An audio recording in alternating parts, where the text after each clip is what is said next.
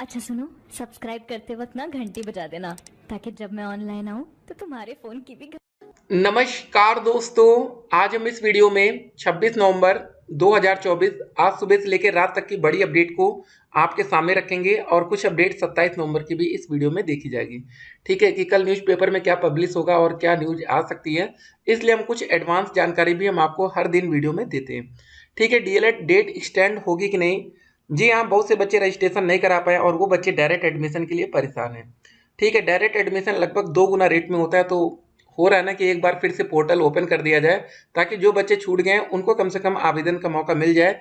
जब तक state rank नहीं आती तब तक डेट एक्सटेंड हो सकती है। एक बात ध्यान रखिएगा, आपके मन में एक सवाल होगा कि सर स्टेट रैंक जब तक नहीं आएगी क्या तब तक हम एक बार और आवेदन के लिए डेट बढ़ सकती है? बिल्कुल, इसका आंसर होगा यस। ठीक है, एक बार लेकिन स्टेट रैंक जारी हो गई उसके बाद फिर आपको 2024 बैच में एडमिशन नहीं मिल पाएगा।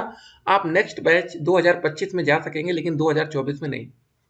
एक बात और, अगर आपने फॉर्म नहीं भरा है और कोई प्राइवेट कॉलेज वाले आपसे कह रहे हैं कि हम आपका एडमिशन ले लेंगे, तो आपके साथ धोखाधड़ी हो सकती है, सावधान रहिएगा, क्योंकि ऐसा संभव डीएलएड में नहीं होता। हाँ, कुछ माइनॉरिटीज के कॉलेज हैं जहां पर ये संभव है, लेकिन आप सोचिए आप किसी भी प्राइवेट कॉलेज में आप चले जाइए और ज्यादा पैसे देकर करा लेंगे, ऐसा संभव नहीं है। आप अपना पैसा बचा कर रखिए। आप लोग के कमेंट का आंसर इस वीडियो में किया जाएगा। जी हाँ, और आपके डिमांड पर शिक्षक भर्ती की पर डे एक नई वीडियो हम आपके सामने लाने के लिए सोच रहे हैं। जी हाँ, बहुत से बच्चे कहते हैं कि सर एक ही में टॉपिक कवर होता है। ठीक है, तो भले ही 2 से 3 मिनट की वीडियोस रहेगी लेकिन शिक्षक भर्ती को लेकर पर डे एक अपडेट आपके सामने आएगी, क्योंकि आप लोगों को आगे चलकर टीचर ही बनना है। बनना है तो बनना है, मतलब कुछ भी हो जाए ना, होता ना किसी भी कीमत पर हमको बनना है।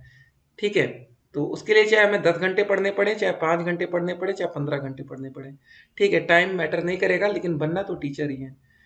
सैलरी भी जबरदस्त रहेगी दोस्तों, उसको लेकर बिल्कुल परेशान मत होइएगा। ये मत सोचिएगा कि थोड़ी बहुत सैलरी मिलती टीचर को, एक बहुत ही बेहतर सैलरी मिलती है। ओपीएस के लिए लड़ाई लगातार जारी है, संघर्ष जारी है। ओपीएस मतलब ओल्ड पेंशन स्कीम।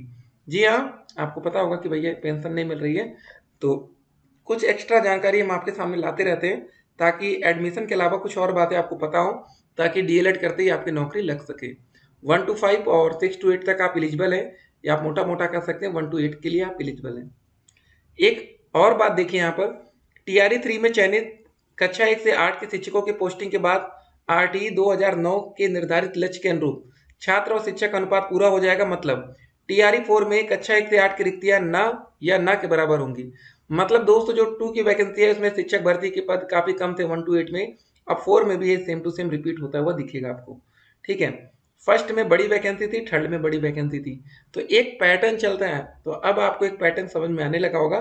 तो मतलब जो टीआरई 5 आएगा बीपीएससी का, वो जबरदस्त वैकेंसी वाला होगा, क्योंकि उस समय तक अब जो टीचर नौकरी पाए हैं, पहले से नौकरी करे, वो टीचर भी तो रिटायर होंगे हर साल, तो उनके भी पद खाली होंगे। तो ठीक है, दूर की सोचना है। देख सकते हैं रेलवे ने जारी की है चेतावनी, सोशल मीडिया पर कंटेंट शेयर करने पर होगी सख्त कार्रवाई। जी हाँ, रेलवे भर्ती बोर्ड आरआरबी ने हाल ही में एक नोटिफिकेशन जारी करके कहा है कि रेलवे भर्ती परीक्षा सामग्री साझा करना एक गंभीर अपराध है और ऐसा करने वाले किसी भी उम्मीदवार को अयोग्य घोषित कर दिया जाएगा। ठीक है, तो रेलवे में जो बच्चे जा रहे हैं वो जरा ध्यान देंगे। ठीक, तो चलिए, रेलवे का पेपर भी है ना, बहुत से बच्चे उम्मीद करते हैं आप में से भी फॉर्म डाले होंगे। ग्रेजुएशन बेस पर बहुत वैकेंसी होती है, आपको पता है। जो बच्चे ग्रेजुएशन कर रखे हैं ना भाई, ताबड़तोड़ आपको मौका मिलेगा भर्तियों में। सरकारी ही नौकरी लेना है, एक बात और ध्यान दीजिएगा, प्राइवेट के चक्कर में नहीं फंसना है, हमें सरकारी ही लेना है। ठीक, तो चलिए पहला कमेंट आज का देखते हैं। प्राइवेट कॉलेज में एडमिशन ले सकते हैं आज? आज तो नहीं ले सकते, लेकिन हाँ, जब काउंसलिंग की प्रक्रिया शुरू होगी तब आप ले पाएंगे। और अगर कोई कॉलेज वाले आपको पैसा देते हैं और कहते हैं कि भैया ठीक है 5,000 रुपये दीजिए, आपकी एक सीट पक्की कर दें, तो ऐसा कुछ नहीं होता है, बस वो आपसे पैसा ले रहे हैं। ठीक है, तो यहाँ बच्चे परेशान हैं, बिल्कुल आप लोग सैड मत होइए। सर सब लोग बता रहे हैं कि 28 तक कुछ अपडेट आएगी। बिल्कुल आपके लिए देखिए हम पल पल की न्यूज ला रहे हैं, आप ये मत सोचिएगा कि कोई अपडेट आएगी और आपसे छूट जाएगी। अगर आपने इस यूट्यूब चैनल को सब्सक्राइब किया है ना, ठीक है, याद रखिएगा कोई भी अपडेट आपसे छूटेगी नहीं। और हमारा व्हाट्सएप चैनल है ना, देखिए हमने लिंक दे रखा है यार, आप लोग ज्वाइन तो करिए, वहां पर हम आपको हर एक छोटी अपडेट्स देंगे। अभी आने तो दीजिए, ठीक है, एडमिशन होने दीजिए, उसके बाद देखिएगा एक एक क्लास आपको बिल्कुल फ्री में। ठीक है, सब कुछ फ्री में हो सकता है और आप लोग का फीडबैक भी वहाँ लगातार लेते रहेंगे। और अगर आप लोग कुछ स्पेशल नोट्स बनाएंगे तो उससे भी हम आपसे कहेंगे भैया आप लोग नोट्स ग्रुप में भेज दीजिए ताकि और बच्चों की भी मदद हो सके। ठीक है, जब काम सब बिल्कुल फ्री में रहेगा तो सभी बच्चे एक दूसरे की मदद भी करेंगे वहाँ। 12th वालों का भी एडमिशन हो रहा है क्या? अभी तो यूपी में नहीं हो रहा है, फिलहाल उत्तर प्रदेश में अभी नहीं हो रहा है। ठीक है, 12वीं पास पर। ठीक है, कोर्ट का आदेश आपके साथ है, लेकिन ठीक है इंतजार करिए। सर कितना वेट करना पड़ेगा? जी हाँ, वेट काफ़ी ज़्यादा हो चुका है, हमें भी पता है। ठीक है, हम भी सोच रहे हैं कि क्लास शुरू तो हो एक बार, लेकिन अब क्या करें, वेट तो करना ही पड़ेगा। कितना क्या मामला जब कोर्ट में रहता है ना, तो डेट क्लियर नहीं हो पाती, बस यही बात है। अब कोर्ट का मामला अच्छे से वो बच्चा समझ पाएगा जो कभी कोर्ट के चक्कर में फंसा होगा। कोर्ट में होता है ना कि किसी फर्जी केस में अगर कभी आप लग गया होगा तो फिर पता चलता है। काउंसलिंग कब से स्टार्ट होगी? बहुत ही जल्द आप तक अपडेट आएगी। सर 235 है ईडब्ल्यूएस से। ठीक है, गवर्नमेंट कॉलेज लखनऊ मिल सकता है क्या? देखिए लखनऊ देखना पड़ेगा थोड़ा। ठीक है, फिलहाल देखिएगा 2-3 कॉलेज, अगर आप चाहें तो घर के पास का जो डाइट है वो अप्लाई करिएगा। डीएलएड में अभी कोई अपडेट नहीं है, तो फर्स्ट सेमेस्टर के एग्जाम कब होंगे? तो देखिए फर्स्ट सेमेस्टर के एग्जाम एक अलग न्यूज है, क्योंकि ये बैक पेपर एग्जाम की बात होती है यहाँ पर। और जो 2024 बैच का हमारा एग्जाम होगा वो तो लेट रहेगा, वो तो एडमिशन के 6 महीने बाद ही होगा। ठीक है, लेकिन जो बच्चे पहले से डीएलएड करें और जो बच्चे फेल हो गए हैं, मान लीजिए फर्स्ट सेमेस्टर में किसी बच्चे की गणित में बैक लगे, मैथ में या संस्कृत में, तो उनको देना होगा। एक बात और याद रखिएगा, फर्स्ट सेमेस्टर में आपका इंग्लिश का सब्जेक्ट नहीं होता, सेकंड में मिलेगा। सर मैंने अपनी मेरिट लिस्ट नहीं देखी, तो काउंसलिंग होगी या नहीं कैसे पता चलेगा? तो अभी स्टेट रैंक आने दीजिए, तो स्टेट रैंक आएगा तब उसके बाद होगा। ठीक है, अभी मेरिट लिस्ट आई नहीं है। स्टेट रैंक कब आएगा बताइए? बहुत ही जल्द। अब तक फर्स्ट सेमेस्टर हो गया होता, कब मिलेगी गुड न्यूज? डेली यही बोलते हैं, मिलेगी आपको बहुत ही जल्द, अच्छी खबर देखने को मिलेगी। लेकिन कुछ और भी खबरें आती हैं, वो भी आपके लिए अच्छी या बुरी होती हैं। ठीक है, काउंसलिंग कब से स्टार्ट होगी? सब्र बनाए रखिए। मेरा 236 ईडब्ल्यूएस है, गवर्नमेंट कॉलेज। ठीक है, पिछले साल तो मिल गया था इतने नंबर पर, इस बार देखते हैं। स्टेट रैंक निकल गया सर, वेट करना है अभी। ठीक है, और बहुत ही जल्दी इसके लिए गुड न्यूज मिलेगी। ठीक है, ज़्यादा वेट नहीं करना होगा। तो डेट कंफर्म नहीं है, इसलिए आप लोग अपडेट पर नज़र बनाए रखिए। पर डे हम कहेंगे आप कम से कम 2 से 4 मिनट आप लोग एक दिन में तो दे ही सकते हैं यार। एक दिन में 24 घंटा होता है, क्या आपके पास 2 मिनट का समय नहीं है? सर जी बीटीसी में क्या अपनी चॉइस से सब्जेक्ट ले सकते हैं? बिल्कुल ले सकते हैं। फर्स्ट सेमेस्टर में या तो आप संस्कृत लीजिए या तो उर्दू लीजिए, बस इतना ही आपको चॉइस मिलेगा। फर्स्ट में मिलेगा और थर्ड सेमेस्टर में मिलेगा। फिर थर्ड में आपको संस्कृत लीजिए या उर्दू लीजिए, बस बाकी में कोई और चॉइस नहीं मिलेगी। सर प्लीज़ बीटीसी की स्टेट रैंक मंगा दीजिए प्लीज़ सर। बिल्कुल पूरी कोशिश है सर, प्लीज़ बीटीसी बिल्कुल पूरी कोशिश है। सर जी नमस्ते, प्राइमरी की भर्ती कब आएगी या फिर टीजीटी भर्ती पहले आएगी? देखिए आपको टीजीटी से मतलब नहीं होगा, अगर आप डीएलएड करने जा रहे हैं तो 1 to 5 या 6 to 8 जूनियर तक ही आप अप्लाई कर पाएंगे। सर जी नमस्ते, मैं ऐसी हूँ, मेरी एज 35 साल हो चुकी है। ठीक है, ठीक है, तो क्या मैं बीटीसी कर सकती हूँ या फिर टीजीटी का कॉम्बिनेशन करूँ? सर जी टीजीटी का कॉम्बिनेशन हिंदी से कैसे बनेगा? फिलहाल हम देखिए डीएलएड की ही अपडेट आप तक पहुँचाएंगे 1 to 5 या 6 to 8। ठीक है, तो टीजीटी के लिए आपको बीएड करना रहता है, तो अगर आपने बीएड कर लिया है तो अच्छी बात है, बाकी किस्मत पर है। देखिए एक बात आप ध्यान रखिएगा, कुछ बच्चे 21 ईयर के हैं जो डीएलएड कर रहे हैं। ठीक है, किस्मत का पूरा खेल है और हम कुछ कह नहीं सकते इस पर।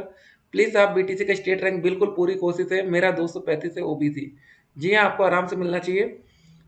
ठीक है, लेकिन ओबीसी कैटेगरी में जो मेरिट जाएगी वो ईडब्ल्यूएस से ज़्यादा जाएगी।